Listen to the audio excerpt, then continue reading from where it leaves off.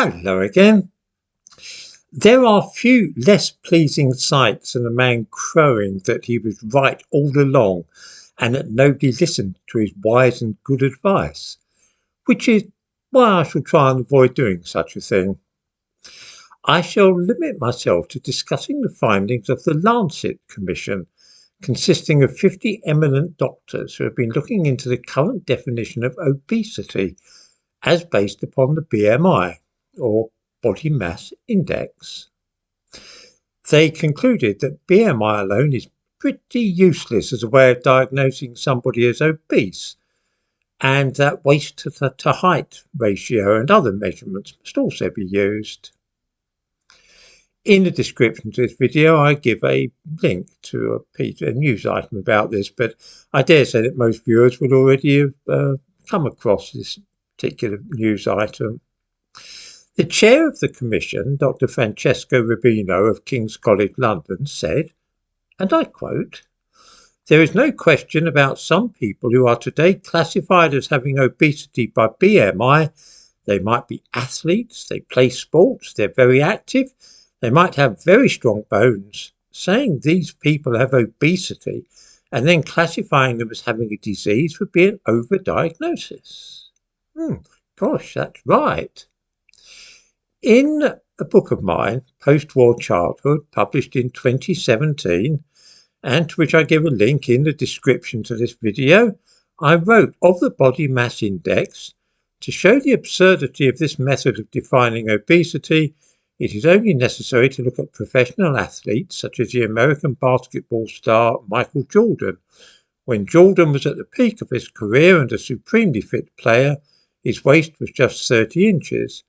Nevertheless, his BMI ranged between 27 and 29, making him technically at least overweight and verging on obese. BMI makes no allowance for muscle to fat ratio. Fancy that. Exactly what Dr. Rubino has just said. How cool is that? What else did I say? Let's see. One of the easiest and most misleading ways of measuring obesity is to work out the body mass index of individuals. And I go on and say a great deal more about this.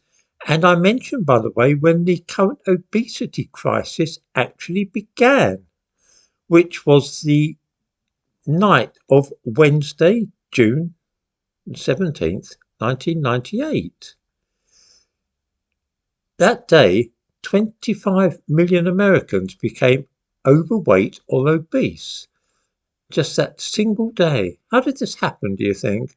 Do you think that on Wednesday, June the 17th, 1998, 25 million people went on an eating spree and began eating as much as they can until they were morbidly obese? No, that's not what happened at all.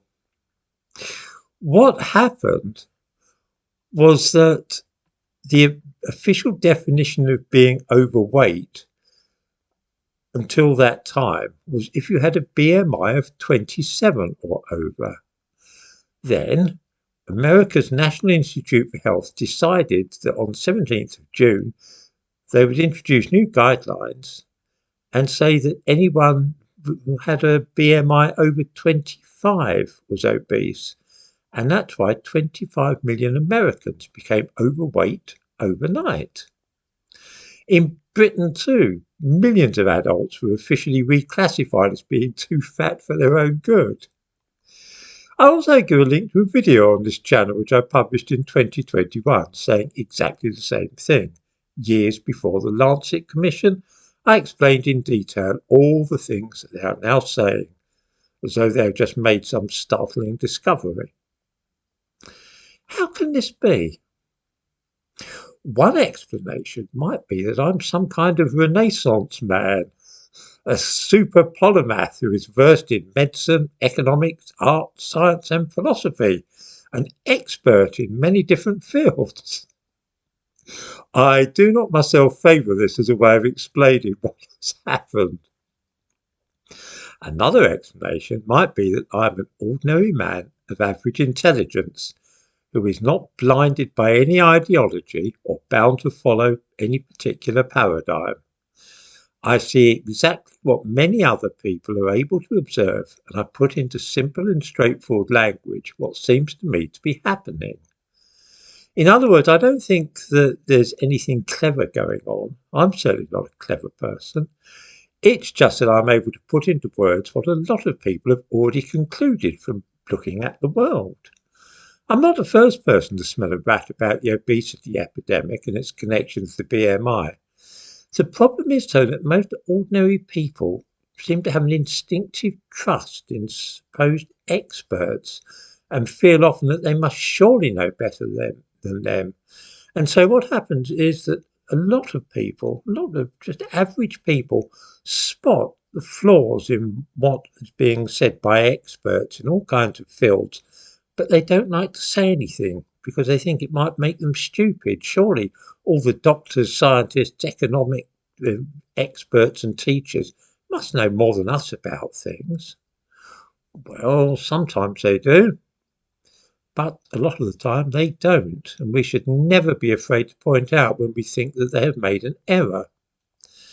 That's all that I'm doing here. It's not intelligence at all. It's more a willingness to speak out and say what I see and to ask people why they are ready to believe this or that, simply to ask questions. And it's that very act of asking questions which so enrages a lot of people.